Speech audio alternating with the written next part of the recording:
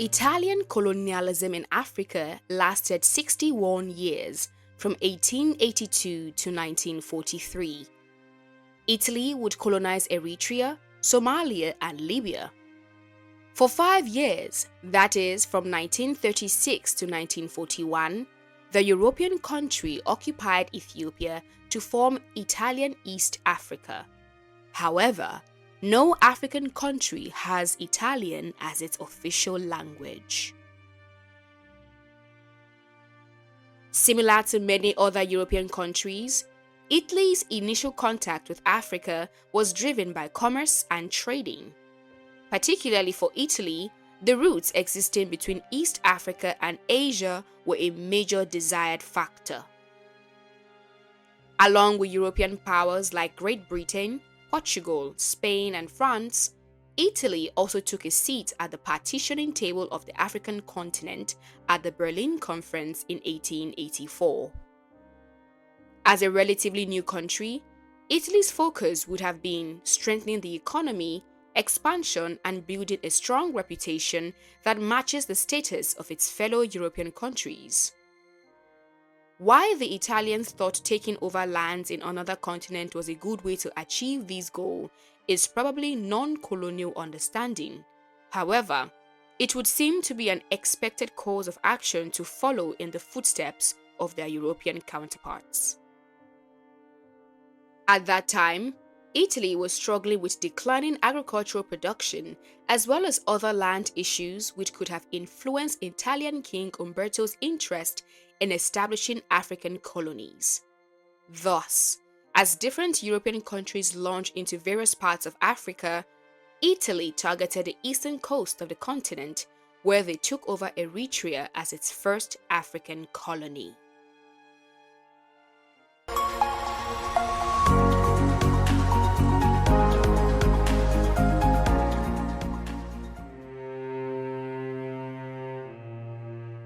The pre-colonial days of Eritrea saw it as a growing state linked with Ethiopia, but was ruled by Egypt, which exercised power in the 1860s. During this period, the Italian government, under the trade company Rubattino Shipping Company, acquired Assab, a small village in the region. This marked the first contact of Italy on East African soil. After Egypt lost control of one of the Red Sea ports, Massawa, Italy took the opportunity to not only settle down but seize power in Eritrea by controlling the Massawa port as of 1885. Had the Italian forces only stuck to settling down in Eritrea, perhaps the brooding hostility between Italy and Ethiopia would have been minimal. Coincidentally or not, Ethiopia also had eyes on Massawa, and the two communities disputed regularly until the latter decided to forfeit any claim to Eritrea, and King Menelik II of Ethiopia signed the Treaty of Ucali, accepting the Italian government rule in 1889. Following the concession from Ethiopia, Eritrea was officially claimed by King Humbert in 1890 as the first colony established by the Italians. Although the Eritrea colony lasted a short period of about 20 years, it was not void of active ruling and intense colonial activities in the years that followed. The economists are right in describing the human need as insatiable, a term that is a little too mild to describe colonists who are invariably set on capturing and claiming lands that are not theirs. Most probably, in establishing a colony in Eritrea, Italy got motivated to push further into the eastern coast. This assumption is well within reason, for when has a colonist ever stopped colonizing after just one country?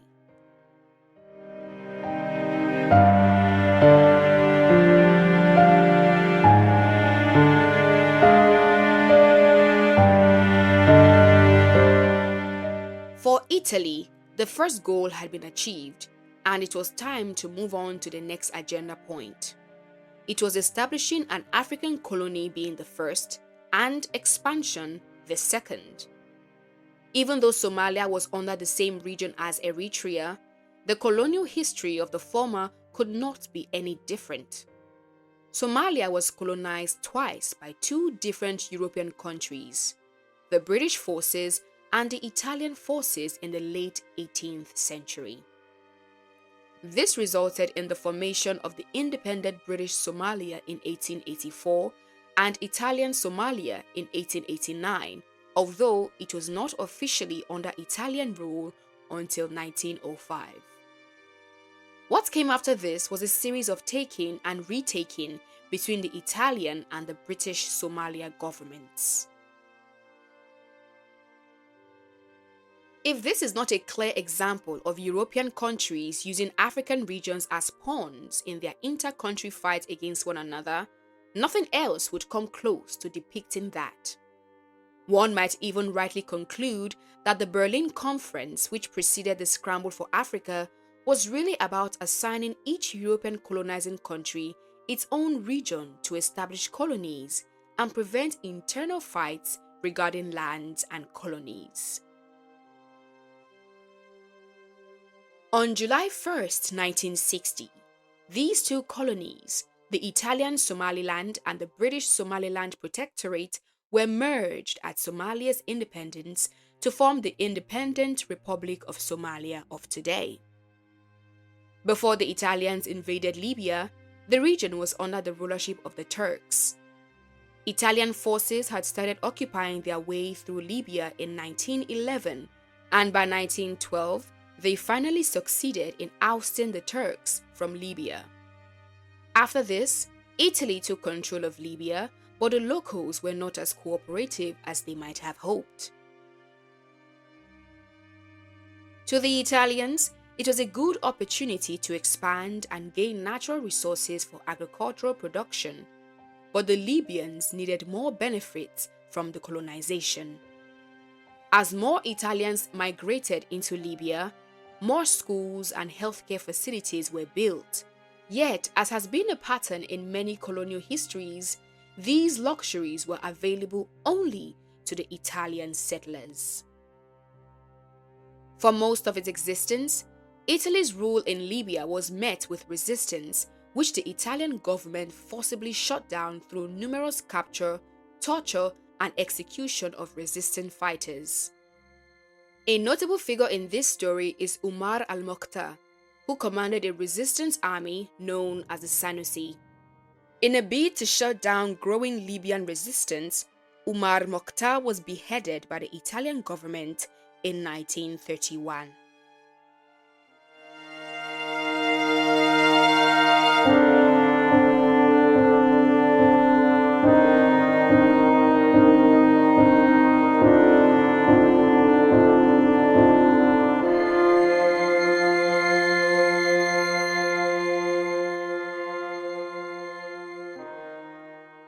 The tension between the Italian colonists and the Ethiopian Empire had been forming even before the official colonization of Eritrea and Somalia. When the Italians first arrived in East Africa, there were a series of conflicts between both reigning kings until the succession of Menelik II, who eventually signed a peace treaty with the Italians. Indeed, heavy lies the head that wears the crown. For even with a treaty, Menelik saw ahead the possibility of attacks from the Italian forces, and whether as a result of irrational fear or calculated suspicion, the king silently built an army to lie in wait for the day of battle. His calculations paid off as the Italian colonists did attack, but his army was prepared for such a day. A series of battles ensued over the years, leading up to the First Italo-Ethiopian War, which lasted from 1895 to 1896. On March 1, 1896, the Ethiopian forces under King Menelik II defeated the Italian forces in a decisive battle in Adwa. As a result, Ethiopia was able to retain its status as an independent state, limiting the colonist ruling area to Eritrea.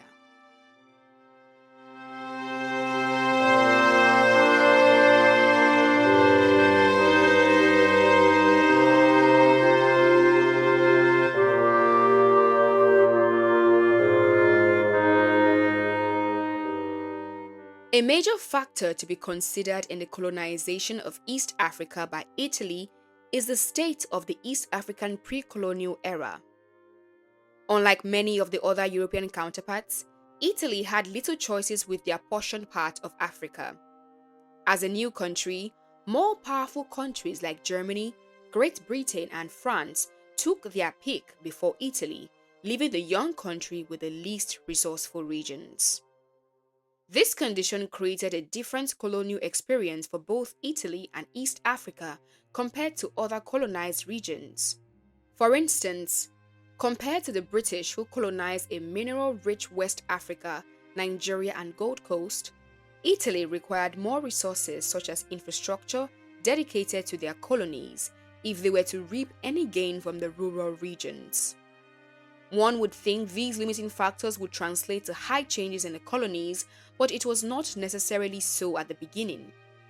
Not only was Italy's very obvious plan of immigrating Italians into East Africa, but the land conditions of the region were not appealing enough to their citizens. Some historical data estimated the total number of immigrant Italians in Eritrea to be 2,000 in the first 2 years of Italian rule in the colony, a number which barely increased until the 1930s. In response to this, for instance, Italy adopted the very typical pattern common to colonialism: land restrictions. The land restrictions discriminated against the natives, while the best lands were offered to Italian immigrants in Eritrea to carry out their activities. These conditions also led to the construction of roads and other structural facilities to improve the productivity of the colonies. Admittedly, good addition to the economic performance of the underdeveloped regions of East Africa. But these can hardly be praised when juxtaposed with the price the locals of regions had to pay. Locals in the different Italian colonies were forced into hard labor, and brutal repression was used to keep any form of resistance at bay. Examples of these cruel events include the Sanusi repression, where over 100,000 Libyan resistance fighters were detained, tortured, and executed in Italian concentration camps. The Graziani massacre is another one of these inhuman cruelties melted in Africa. Following an assassination attempt on Graziani, the government of the newly formed Italian East Africa Protectorate, the Italian government carried out a mass rounding up and execution of suspects in Addis Ababa in February 1937. While the number of victims of this massacre is not unanimously agreed on, it is generally believed to be the worst in the history of Ethiopia, with thousands of civilians murdered. Another lasting effect of Italian colonialism in Africa is the racism sponsored by the laws of the fascist leader Benito Mussolini.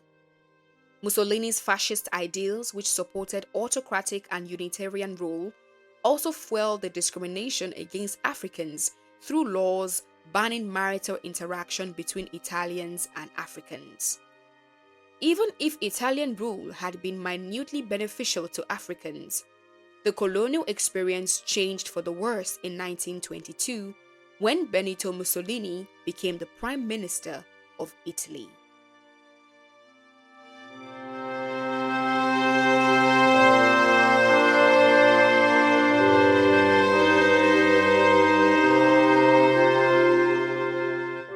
At some point, it is expected to ask, did the Italian government give up on Ethiopia after the Battle of Adwa?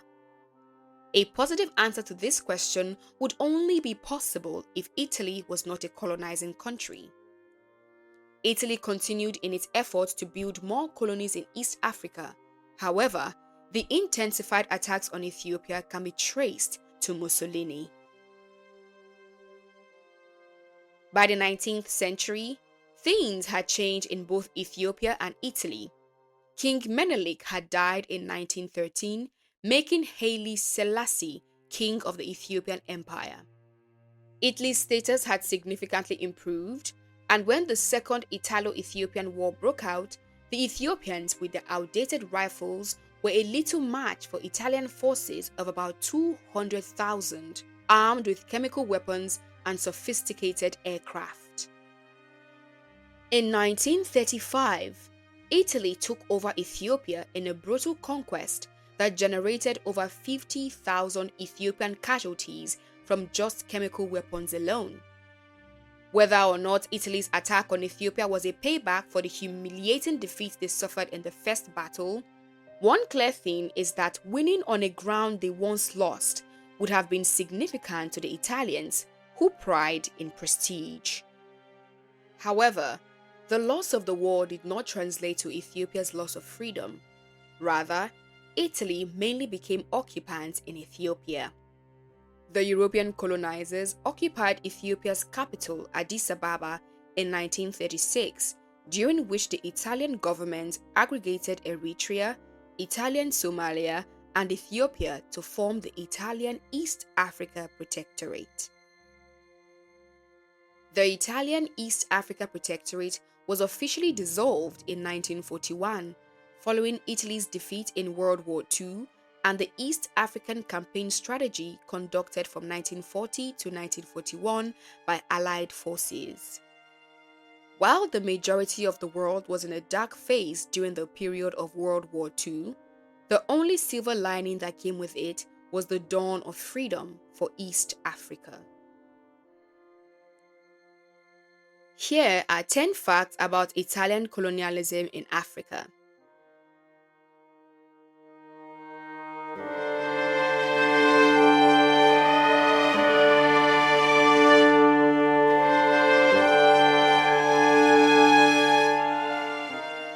One, Italy was a latecomer to the scramble for Africa, with its formal entry into colonial activities occurring in the late 19th century during the era of new imperialism. 2. Italy's initial forays into African colonization resulted in the establishment of colonies in Eritrea in 1882 and Somalia in 1889. These territories were strategically important for trade and naval purposes. 3. Italy's attempt to conquer Ethiopia resulted in the First Italo-Ethiopian War, which took place in 1895 to 1896. Ethiopia successfully resisted Italian colonization, marking a rare victory for an African nation against European imperialism. 4. Italy, under Benito Mussolini, launched the Second Italo-Ethiopian War in 1935. Despite Ethiopia's resistance, Italy ultimately occupied the country in 1936, incorporating it into Italian East Africa. 5. Formed in 1936, Italian East Africa comprised Ethiopia, Eritrea, and Italian Somaliland. The consolidation of these territories was short-lived as Italian forces were defeated by the Allies during World War II. 6. During the occupation of Ethiopia, the Italians used concentration camps to suppress resistance. This brutal tactic left a dark legacy in the history of Italian colonialism. 7. Italian colonial architecture, particularly in Eritrea, reflects the influence of Italian fascist aesthetics. The city of Asmara is known for its well-preserved examples of Italian colonial architecture. 8. Italy's alliance with Nazi Germany and Imperial Japan in the Tripartite Pact during World War II had implications for its African colonies, leading to conflicts with British and Commonwealth forces. 9. Italy's defeat in World War II resulted in the end of its colonial aspirations in Africa. The United Nations eventually placed the former Italian colonies under temporary administration, leading to the establishment of independent states. 10. Despite the relatively brief period of Italian colonialism, the influence of Italian culture, language, and architecture can still be observed in certain African regions, particularly in Eritrea. The legacy of this colonial era continues to shape aspects of local identity and heritage.